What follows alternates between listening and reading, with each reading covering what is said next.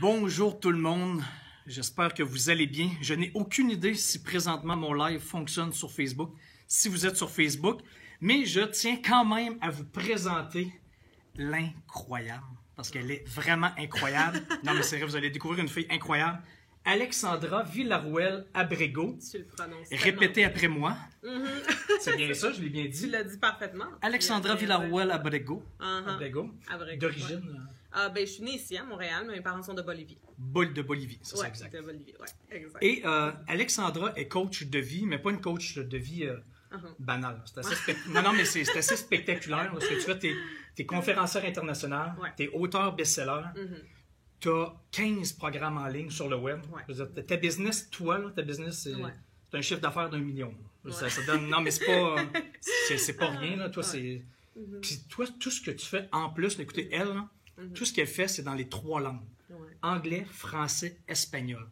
Pour moi, ça m'impressionne. J'ai de la misère à parler anglais. Toi, c'est parfaitement trilingue. Allez voir, parce que tu as une chaîne YouTube qui marche très bien avec... 92 000 personnes. 92 000 abonnés sur YouTube. Bientôt 100 000. Oui, très bientôt. Elle s'est donnée comme plan au printemps 100 000. C'est sûr qu'au printemps. Des milliers qui te suivent sur Facebook, sur Instagram. Ouais. Elle est partout. Allez voir Alexandra Villarrouel-Abrego. Et moi, je suis allé voir plein de tes clips que tu as fait sur YouTube, ta chaîne YouTube. C'est incroyable. Je veux dire, elle a du contenu. Là. Elle est belle, mais en plus, elle a beaucoup de contenu. Non, mais c'est vrai, t'es vraiment très bonne. Et là, en plus, tu reviens du... Je veux dire, cette semaine... Excusez, pardon. Là, cette semaine, tu donnais une conférence à Vancouver. Là, tu t'en vas à Dallas. Tu étais à Los Angeles. Et bientôt, tu t'en vas à Stockholm, en Suède. À Berlin, en Allemagne. On s'entend que c'est pas Rimouski, Saguenay, Sherbrooke. J'ai rien contre Rimouski, Saguenay, Sherbrooke. Ça, le monde va le faire. Mais elle, c'est complètement spectaculaire. Je vous dis, allez voir ce qu'elle fait sur... Et ton site internet, c'est quoi? C'est alexandravillarrouel.com. alexandravillarrouel.com. Allez voir ça, abonnez-vous à sa chaîne partout, là, mais laissez votre email. J'imagine que tu captures les emails. Ah oui, ça c'est sûr. Suivez Alexandra, mais moi, ce qui m'intéresse de toi, parce que on a déjà collaboré, on s'est connus plus à Las Vegas. Dans le cadre de voyage d'affaires, de mastermind. On s'est connus là, on a participé à quelques événements conjoints. On était conférenciers les deux. Comme aujourd'hui. Et c'est là que je t'ai vu. C'est là que j'ai entendu ton histoire. Et moi, ce qui m'a marqué, parce que ça me passionne, c'est les sorties de zone. Toi, tu as effectué une grande sortie de zone à l'âge de 19 ans. J'aimerais ça que tu me dises, juste avant ta sortie de zone, c'était quoi le contexte? Parle-moi de ta sortie de zone et parle-moi du cheminement jusqu'à aujourd'hui, parce que là, tu es rendu à 28. Ça fait presque 10 ans. Donc, ça fait presque 10 ans, mais raconte-moi, juste avant ta sortie de zone, qu'est-ce que tu faisais? Tu étais où? Raconte-moi ça. Ben, j'étais pas mal comme la majorité des jeunes de 19 ans. C'est-à-dire con? Ouais, exactement. C'est vraiment ça. C'est une blague. Non, c'est pas une blague, c'est vraiment ça. Mais c'est ça, j'avais fini l'école secondaire à mes 17 ans. Je savais pas qu'est-ce que je voulais faire. J'avais été une adolescente très rebelle. Donc, quand j'avais commencé à appliquer pour des cégeps, on m'avait refusé dans tous les cégeps, même les pires. Refusé dans tous les cégeps? Ouais. Qu'est-ce que tu avais fait au secondaire? Tu veux pas savoir. Non, OK. C'est ça, c'est un secret, ça. Mais j'avais des très mauvaises notes. J'avais pas passé... j'avais dû aller à l'école pour adultes après le secondaire pour finir mon diplôme d'études secondaires. Parce que j'étais juste très, très rebelle. J'allais jamais à mes cours. J'aimais pas ça, l'autorité. Là, maintenant, quand je regarde en arrière, c'était une bonne chose. C'était comme un grand désir de liberté que j'avais toujours à l'intérieur de moi. Puis aujourd'hui, ça joue à mon avantage. Une chance que j'étais Mais comme ça. À l'époque, est-ce que ça te faisait perdre confiance en toi? Parce que, je veux dire, quand tu te fais se faire refuser de tous les cégeps, faut le faire. Hein. Parce que d'habitude, tout le monde est accepté au cégep. C'est ça. Non, mais c'est vrai. Est-ce que tu avais perdu complètement confiance ou tu savais ce que tu valais, ce que tu étais capable de faire? Est-ce que tu savais, oui, non, ou ça t'a détruit? Ou... C'est une très bonne question. Non, ça ne m'avait pas détruit parce que je ne croyais pas en l'école. Donc, moi, j'appliquais à des cégeps juste parce que je savais que c'était ça qu'il fallait faire. Toi, tu suivais le troupeau. C'est ça. Hein? Il fallait, mais en même temps, je ne voulais pas suivre. Tu le sentais pas. Oui, je le sentais pas. Donc, ça m'a jamais comme blessée. Je recevais les lettres, je me souviens, puis j'étais comme, OK, comme... C'est normal. Moi non plus, je me serais pas prise. C'est ça, exact. Vraiment, c'est ça. Donc, ça m'avait jamais... fait grand-chose. Mais par la suite, après à mes 19 ans, quand j'ai eu ma sortie de zone, c'est parce que j'étais partie de chez mes parents, de chez ma mère. J'étais allée habiter en appartement avec une amie. Puis, évidemment... Après le secondaire. C'est ça, exactement. Juste après. Donc, quand tu habites en appartement, évidemment, tu as des factures à payer, tu as des choses, des t'embarques dans la vie normale. Exactement, dans la vie d'adulte, si on peut dire. Donc là, j'avais dû... j'étais allée me trouver un emploi à temps plein que j'aimais vraiment pas. C'était un centre de télémarketing. Okay. Je vais pas dire le nom de la compagnie, mais c'était juste toute la journée longue, recevoir des appels, des Et ce n'est pas que c'est mal, là. Toi, t'aimais pas ça. J'aimais pas ça, c'était pas pour moi, tu sais. Puis là, ça faisait 1 an que je travaillais à cet endroit-là, puis à cet emploi-là. Puis j'avais eu un matin un genre de moment que je me suis finalement réveillée, si je peux dire. Prise de conscience. Prise de conscience, exactement. Où que j'allais à cet emploi-là. À tous les matins, je vais me réveiller à 4h du matin. Je vais prendre le premier autobus, parce que je vais en prendre 3 à 5h23 du matin. Puis ce matin-là, qui était un matin tout comme les autres, je me souviens, c'était en août de 2009, j'étais dans cet autobus-là que je prenais tous les matins, puis je regardais autour de moi les gens qui étaient là. Ça faisait 1 an que je les voyais. Je les connaissais pas. À tous les matins, je savais à quels arrêts ils allaient rentrer, à quel arrêt ils allaient sortir. Puis, pendant quelques instants, j'ai remarqué leur visage. Puis, j'ai vu comment ils avaient l'air fatigués. C'est vraiment, vraiment épuisés, juste tannés de vivre cette vie routinière, ou que ça se voyait dans leur face qu'ils n'étaient pas excités d'aller à leur travail. Puis pendant quelques instants, c'est ça. Ils sont vraiment en train comme de survivre et non de vivre. Ouais, absolument, je comprends. Puis pendant quelques instants, je me sentais mal pour eux. J'étais comme, oh mon Dieu, parce que toi, tu pensais pas être comme ça. C'est ça, exact. Je pensais pas, mais quelques secondes après, je me suis dit, attends une minute. Ben, moi aussi, je faisais. Parce que si eux me regardent, probablement qu'ils voient la même chose. Exactement, c'est ça. Ils sont comme un reflet de moi. C'est comme voir un miroir, dans le fond. Puis pendant quelques instants, je me suis dit, mais peut-être que c'est comme ça la vie. Peut-être que c'est normal d'être éteint. C'est ça, quand t'es enfant, t'as des rêves, etc. Puis qu'un jour tu te réveilles, puis que finalement, ben. La vie est plate. C'est ça. La vie normale, ça va être comme ça ta vie, puis tu vas détester les lundis, puis attendre désespérément pour les vendredis, puis ça va être juste comme ça pour toujours. Tu as présumé que maintenant c'était ça ta vie. C'est ça. Que j'étais comme that's it. Je viens de comprendre c'est quoi la vie. C'est ça. Puis là, je sais pas pourquoi à ce moment-là. Je me suis souvenue de quelque chose qui m'est arrivé quand j'étais toute petite. Là. Ben, pas arrivé, mais juste un souvenir que j'avais. Moi, j'étais enfant unique. Puis quand t'es enfant unique, ben, tu dois toujours utiliser ton imagination pour jouer à des jeux. Puis un de mes jeux préférés, c'était de jouer à la détective. Puis là, j'allais à travers les affaires de ma mère et de mes grands-parents, parce que j'habitais avec ma mère et mes grands-parents. Puis dans les choses de ma mère, un jour, j'avais trouvé une carte d'affaires qui était la carte d'affaires de mon père. Puis il y avait son nom dessus. Puis j'avais gardé avec moi. Je me souviens pas si c'était des semaines plus tard ou des mois plus tard que ma mère l'avait trouvé dans mes choses. On avait commencé à en parler. Puis là, j'avais demandé, je me souviens à un moment donné, c'est quoi qui était derrière la carte d'affaires? Dans l'endos de la carte d'affaires, c'était écrit à la main le nom d'une clinique puis un numéro de téléphone.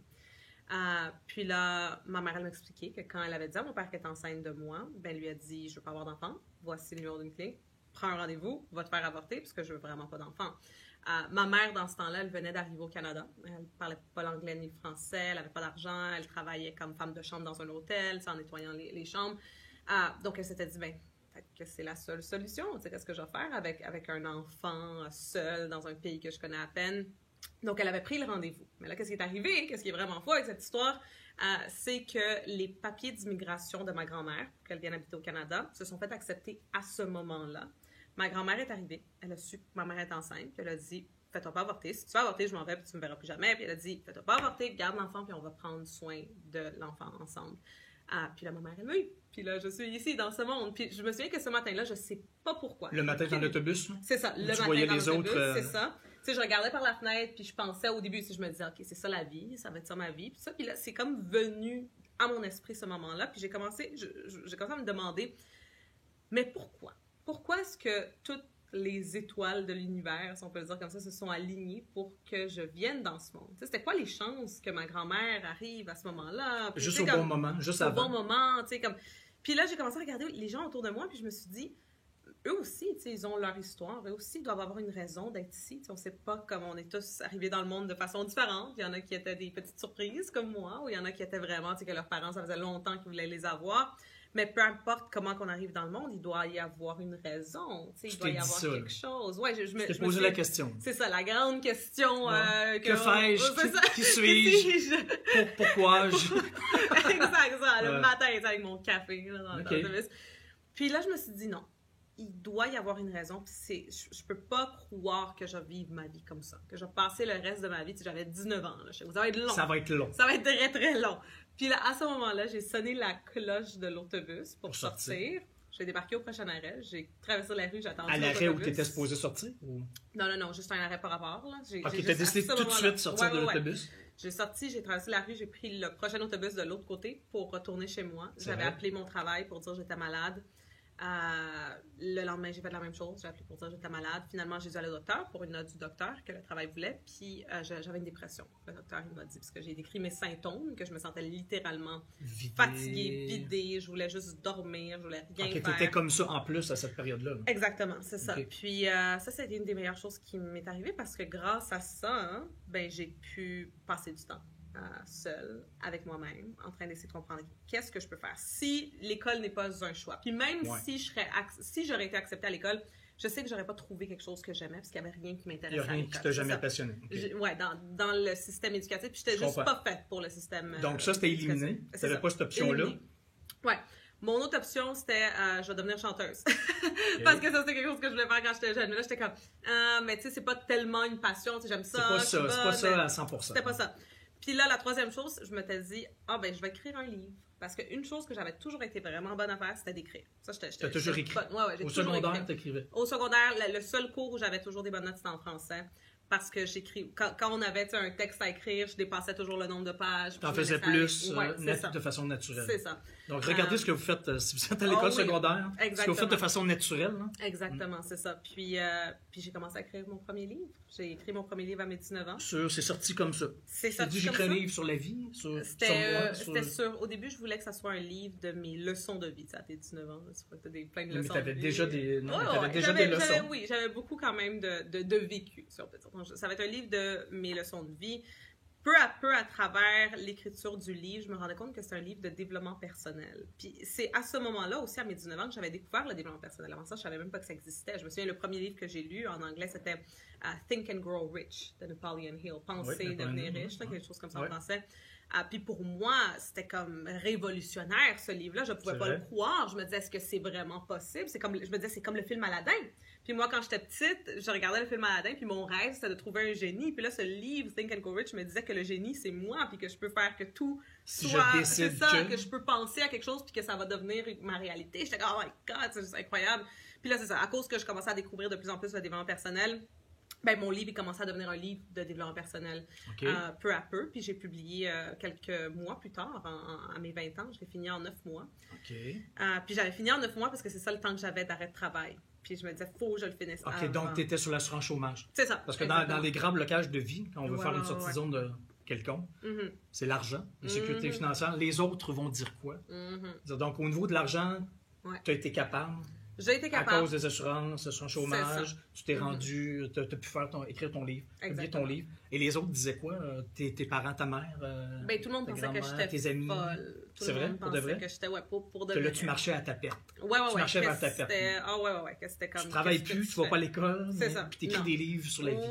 C'est ça. Ils pensaient, je me souviens que quand j'avais dit à mes amis la première fois que j'allais écrire un livre, j'étais toute excitée. Puis, j'habitais avec mon ami, donc tous nos amis étaient toujours dans l'appartement. T'avais une colocataire, puis je comprends. Puis je me souviens un jour, j'annonce que je vais écrire un livre. Ils ont tous commencé à rire. Mais ils ont commencé à cramper. Là. Puis là, ils me regardaient, c'est comme, toi, tu vas écrire un livre. Toi, t'as des leçons à enseigner. C'est ça, exact. À 19 ans. Ils riaient. Qui n'a pas réussi l'école, qui n'a même plus de job. Non, mais c'est vrai. Puis ça, par exemple, le fait que les gens doutaient tellement de moi, puis qui riait. Qu'est-ce que ça te fait? Ça crée comme un feu sacré. J'étais comme, c'est vrai? I'll show you. Je vais vous montrer. Exact, c'est ça. Mais ça aurait pu être l'effet contraire. Oui. C'est ça aurait pu, mais ça l'a juste créé cette genre de comme, OK, là, je vais vous montrer. Là. Comme sinon, ils vont vraiment rire. Là. Ça, je l'ai dit. Puis sinon, ils vont... Après, ça, c'était mes amis. Ma famille, eux, ils se faisaient beaucoup de soucis. Ma mère... elle m'appelait, puis elle essayait de faire des interventions. Ma tante m'appelait. Pour que tu retournes à l'école, pour que tu te retrouves à travail. Ma mère, c'était comme reviens à la maison, puis comme ça, après, à 21 ans, tu peux aller à l'école, à l'université, là, quand tu vas en tant qu'adulte. Puis comment, tu n'auras pas besoin de travailler, je vais prendre, tu peux rester à la maison gratuitement. Puis j'étais comme, non, maman, c'est pas ça que je veux faire. Mais est-ce que tu savais ce que tu voulais faire, là? Est-ce que tu t'es dit, moi, je vais devenir un auteur? C'est quoi? C'est ça. C'était le livre que je voulais le publier. J'allais le publier. Donc, ça, c'était une chose. Après ça, pendant ce temps-là, en même temps que ça s'est arrivé, j'avais entendu parler du coaching de vie. Puis là, quand je me souviens, c'était un article en ligne que j'avais lu sur le coaching de vie. C'était de 2009. C'était très, très nouveau ici au Canada. C'était presque... Personne ne connaissait c'est quoi le coaching de vie. Puis, je me souviens que j'ai vu ça, puis je me suis dit, c'est quelque chose que je peux faire. C'est quelque chose... Ça t'a intéressé quand t'as découvert que ça existait. C'est ça. Quand je me souviens au secondaire, une chose que je me disais, peut-être que je pourrais faire ça, c'était psychologue. Mais en même temps, je me disais... Tu pensais à ça au secondaire? C'est ça, je pensais un peu à ça, mais en même temps, je me disais, mais je suis pas capable de m'asseoir avec du monde déprimé. Comme ça me va. C'était pas exactement ça. C'est ça, mais je savais que aider comme ça les gens, puis guider les gens... La psychologie, ça t'intéressait. C'est ça. Donc là, j'ai fait ma certification de coach de vie à la fin de 2009. J'avais encore 19 ans. Non, c'est CCF, Certified Coaches Federation. Puis si je me trompe pas, c'est aux États-Unis, puis c'est à distance. Puis après, ils viennent une fin de semaine dans ta ville. C'est vraiment le fun comment ils le font. Puis tu passes comme des examens et des choses comme ça. OK, donc ça existe sur le web, si ça vous intéresse. Ouais. Puis c'est ça. Puis après, quand mon livre est sorti en 2010, je me suis dit, là, il n'y a personne qui va acheter mon livre. Il n'y a personne qui me connaît. Donc, je me suis dit, je vais commencer une tournée des écoles secondaires. En conférence. En conférence. Parce que je me disais, si... Je me sentais pas encore assez confiante pour faire des conférences devant des adultes. J'avais 19 ans, 20 ans, je me disais, qu'est-ce que, je vais avoir l'air un peu ridicule. Commence par faire tes preuves. C'est ça, je vais faire mes preuves avec les adolescents, je vais aller faire des conférences, puis ça l'a duré. J'ai fait presque toutes les écoles à Montréal, puis aussi Laval, ou dans les alentours. C'est quoi, t'appelais les directeurs d'école? Tu disais, moi, je suis une petite fille, j'ai Je disais pas mon âge, je disais jamais mon âge. Jamais, pendant longtemps, j'ai caché mon âge. Je pense que jusqu'à mes 25 ans, que je disais pas mon âge. Quand quelqu'un me demandait, je disais, pendant au moins 5 ans. Ouais, pendant au moins 5 ans. Mais parce que j'avais peur. Que le monde ne prenne pas au sérieux. Je comprends. C'était une peur justifiée. Oui. Mais donc, tu les appelais, ils t'engageaient. Tu gagnais de l'argent avec ça ou c'était gratuit? C'était gratuit complètement. J'allais gratuitement. Je me souviens que là, j'étais déjà revenue au travail, où je travaillais au centre. Donc, tu étais revenue au travail pour gagner ta vie. C'est ça. Payer le loyer. Puis je me souviens que durant mes pauses de 15 minutes puis mes lunchs de 1 heure, j'appelais toutes les écoles. C'est vrai? Je passais toutes mes pauses de 15 minutes puis mes lunchs d'1 heure à appeler les écoles. Après ça, quand ça avait commencé vraiment à rouler puis que j'allais à beaucoup d'écoles, mon nouvel horaire, je l'avais changé de 3 heures à minuit. 3 heures de l'après-midi à minuit. Puis durant la journée, j'allais aux écoles gratuitement. Puis j'ai jamais appris à conduire. Puis dans le temps, il n'y avait pas encore de Uber, puis je pouvais pas me payer des chauffeurs ou des choses comme ça. Donc, je devais prendre l'autobus. Alors, des fois, ça prenait comme 1h30 aller à une école, puis 1h30 revenir. Plus aller travailler, les chefs de nuit. Exactement, c'est ça. Mais ça l'a valu la peine maintenant que je regarde en arrière. Pourquoi ça l'a valu la peine? Qu'est-ce que ça t'a apporté? Ça l'a apporté l'expérience, ça l'a apporté... ça fait que je me fasse connaître. Aussi, j'avais commencé à faire les vidéos sur YouTube. Tu avais commencé ça aussi? C'est ça, en même temps pour me faire connaître pour le livre. Donc, il y a eu beaucoup de sacrifices au long du chemin. Surtout l'âge que j'avais, je me disais souvent, j'étais comme, est-ce que je suis en train comme de perdre ma jeunesse? Comme les jeunes sont en train de sortir, de faire la fête, de faire ci, de faire ça, puis moi, je suis là en train de juste travailler. Tu étais vraiment motivé sur ton... Focus, Tu voulais faire ça dans la vie. C'était vraiment ça ton rêve à ce moment-là. Exactement. C'était vraiment ça. Puis c'est ça, puis ça a valu la peine dans tous les sens. Aujourd'hui, la vie que j'ai...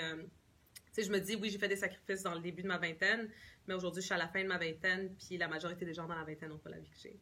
Puis ils voudraient avoir la vie. C'est fou. Non, mais tu l'as gagné. Tu l'as fait, tu l'as bâti. Mais ça a été quoi le point de bascule où là, tu as pu faire ça à temps plein, ce que tu fais là, et quitter l'autre emploi? Parce qu'il y a un point de bascule à un moment donné. Où tu as un pied sur le quai, un pied sur le bateau, puis... Mais ça a été quoi? Comment tu as réussi tout d'un coup à gagner ta vie en ayant écrit un livre, en donnant des conférences gratuites? Comment tu as réussi ça? Parce qu'il y a l'argent là-dedans. Absolument. Oui. En 2011, j'avais créé mon premier audio. Il y a 6 ans. Programme d'apprentissage audio. Ça s'appelait « Tu détiens le pouvoir ». Tu donnais des conseils audio seulement. Oui, c'était juste les gens audio. Payaient? Oui. Exactement. Sur le web. Puis dans ce temps-là, il n'y avait pas encore tous les cours de online marketing qu'il y a aujourd'hui. Donc, j'avais aucune idée comment faire ça. Moi, j'avais juste créé un audio. Puis au lieu, là, je pense, je suis comme, oh mon Dieu, je me suis tellement comme cassé la tête pour rien. J'aurais juste pu le faire en MP3, en ligne, comme les gens l'achètent, le téléchargent. Mais non, moi, j'avais décidé de les faire imprimer. Mais la c'est que j'avais pas encore le budget pour les envoyer, imprimer les CD. CD. Ouais, des CD. Physique. Donc là, physique. Donc là, qu'est-ce que j'avais fait? C'est que j'avais commandé par eBay des boîtes de DVD. J'étais allée imprimer le cover, que je devais les mettre un par un dedans. J'avais acheté une imprimante qui imprimait sur le CD l'image. En tout cas, je m'étais vraiment... Comme j'aurais juste pu faire un MP3, là, le renvoyer par... au lieu d'envoyer ça par la poste, puis tout ça. Donc ça, c'était la première expérience de un premier programme en ligne. Tu as commencé à gagner de l'argent comme ça? C'est ça. Ça, j'avais commencé à gagner. Tes premiers vrais revenus de ce que tu fais, c'est ça? Ben, le livre un peu avant, pas tant que ça, mais ça, c'était la première chose en 2011. Quand j'ai vu que ça marchait, quand j'ai vu que les gens ils achetaient. L'année d'après, c'est là que j'ai créé, c'est en 2012 que j'avais créé l'Académie AVA, qui est aujourd'hui une best-selling academy. Ça, c'était plus... Quand tu dis best-selling academy, ça veut dire quoi, ça? On a comme des milliers d'étudiants à travers le monde. Présentement, toi, tu as des milliers d'étudiants dans le monde qui suivent tes cours en ligne. Oui. Ça, c'était ton deuxième cours en ligne que tu créais. Ça, il y a seulement 5 ans. Ouais. Mais c'est sûr qu'en 2012, il n'y avait pas 1000 étudiants. C'est sûr que quand j'avais lancé, il y en avait comme 30, je pense, ou quelque chose comme ça. Mais 30 au début, il y a 5 ans. Maintenant, tu as des milliers dans le monde. Exactement. 5 ans plus tard. Ouais. Tout peut se passer en 5 ans. Pas il y a 20 ans. 5 ans. C'est pas si long que ça. C'est vrai. C'est très, très vrai. OK, donc c'est ton deuxième. Et maintenant, tu es rendu à 15 programmes en ligne. Exactement. Ouais. Ça, là. Puis c'est parce que avec le temps, je me disais, je veux bâtir une boutique en ligne sur mon site web, alexandravillaroyal.com, on peut trouver tous les produits là, où que la femme moderne d'aujourd'hui pourra aller puis acheter, se procurer n'importe quel programme qui va l'intéresser. Comme si on va dire, tu as des questions sur l'argent, ben tu vas trouver quelque chose sur l'argent. Si tu as des questions sur l'amour-propre, ben tu vas trouver. Peu importe quel domaine de ta vie que tu veux améliorer. Toi, tu l'abordes. On l'a dans la boutique en ligne. D'accord. Et si vous voulez un avant-goût, allez sur ta chaîne YouTube, j'imagine. Oui, absolument. Ça, il y a beaucoup de ressources gratuites. Tout est gratuit sur la chaîne YouTube, puis on met des vidéos toutes les semaines. Donc, toi, ton but, c'est surtout d'aider les jeunes filles, les femmes. Surtout les femmes en général à créer, je dis toujours ça sonne quétaine, mais c'est vrai, à créer la vie de leur rêve puis devenir la meilleure version d'eux-mêmes. Puis une chose, on va dire, à l'École de la liberté, qui est un de mes programmes, c'est créer une vie de liberté en faisant quelque chose que tu aimes, quelque chose qui te passionne. D'accord. Aujourd'hui, avec tout le succès que tu as, les milliers d'étudiants que tu as dans le monde, les conférences que tu donnes dans plein de pays dans le monde, les revenus que tu as aujourd'hui, tout ça, là, si tu avais à parler, donner un conseil à la petite fille de 17, 18, 19 que tu étais, à l'époque à la petite fille qui se faisait refuser dans tous les cégeps, qui n'avait aucune idée de ce qu'elle allait faire dans la vie, ou à la petite fille qui était dans l'autobus. Qu'est-ce que tu lui dirais à cette petite fille-là? Parce qu'il y en a d'autres personnes qui sont là-dedans, même qui sont peut-être des hommes dans la cinquantaine, mais qui vivent exactement ce que toi tu vivais à 19 ans dans l'autobus. Qu'est-ce que tu lui dirais comme conseil? Qu'est-ce que tu aurais à lui dire? Je lui dirais que ne change pas. Même si la société présentement est en train de te dire que tu devrais changer. Que tu dois rentrer dans le moule. Exactement. Ne change surtout pas. Ça serait ça. Puis ça serait... puis crois-moi que ça va arriver. Comme tout ce que tu penses en ce moment, jusqu'à aussi loin que je puisse me souvenir, j'avais toujours des visions de la vie que j'ai aujourd'hui, mais je ne savais pas comment j'allais le faire. Pendant longtemps, au secondaire? Au secondaire, oui. J'avais cette vision-là? J'avais une vision, je ne savais pas comment, mais je savais le genre de vie que je voulais. De où ça venait? C'était quoi la vie que tu voulais? C'est quoi la vision que tu avais? C'était une vie où que... Parce que tu ne savais même pas que coach de vie, ça existait même pas. C'était quoi la vision que tu avais? C'était de pouvoir... j'imagine, avoir une influence sur les gens, aider les gens à parler devant des publics, voyager beaucoup, à être la femme de mes rêves. C'est vraiment, il y a un livre qui dit, il y a un auteur qui a dit « The woman I always wanted to be ». La femme que j'ai toujours voulu être. Puis c'est ça. Quand je pense à quand j'étais une petite fille, puis je voyais des femmes, des fois, comme on va dire, dans le centre commercial ou quelque part. Puis, je sais pas si les hommes aussi, c'est comme ça. Quand tu vois comme t'es petit, t'as un enfant, puis tu vois, on va dire, un homme qui passe, puis t'es comme, oh, moi, je vais être comme ça. Ben, moi, c'était des joueurs de hockey qui patinaient. C'est ça. Puis pour moi, c'était comme des femmes, que des fois, je voyais, puis j'étais comme, oh, je veux tellement être ça quand je vais être plus vieille. Puis aujourd'hui, je sens que c'est ça qui est arrivé. Ouais, je suis en train de le vivre aujourd'hui, puis ça me rend... Donc, de croire, de ne pas essayer de rentrer dans le moule. Ouais.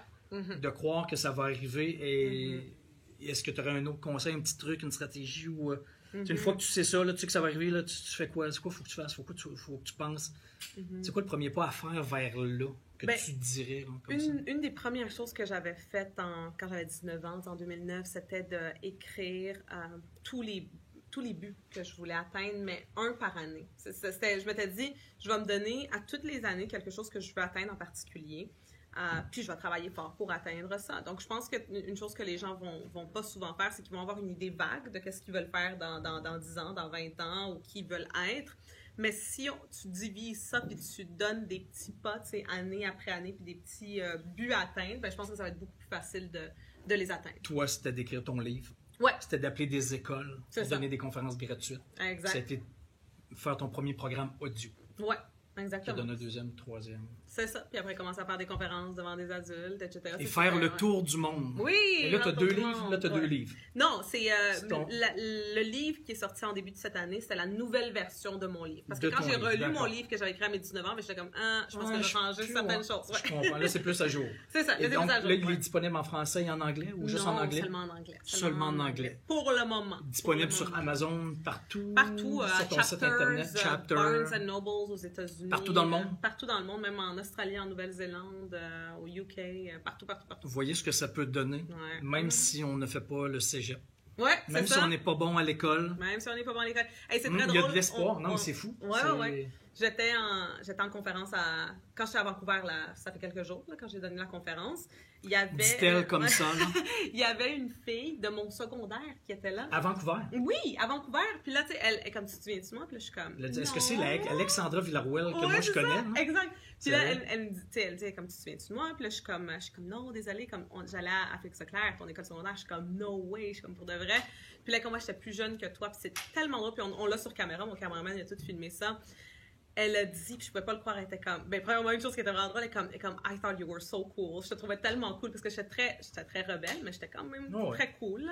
Puis elle m'a dit, comme tu demanderas à un de ses ex que je connais, et comme quand elle était au secondaire et elle sortait avec lui, Asparel lui avait dit à this girl, moi, one day is going to be famous. Cette fille-là, elle va être vraiment connue. Mais il y avait ça à l'époque. Mais c'est ça, mais je pouvais pas croire. Puis j'étais comme, non, qu'elle a dit ça, tu sais, je pouvais pas croire. J'étais même pas bonne à l'école. C'est ça, j'étais pas bonne à l'école. J'étais super rebelle. J'étais toujours dans des problèmes. Mais tu sais, elle avait dit ça. Puis j'étais comme, hey, c'est vraiment bizarre. C'est vraiment drôle. Ouais. Bon. Donc, s'il y a des jeunes rebelles qui regardent.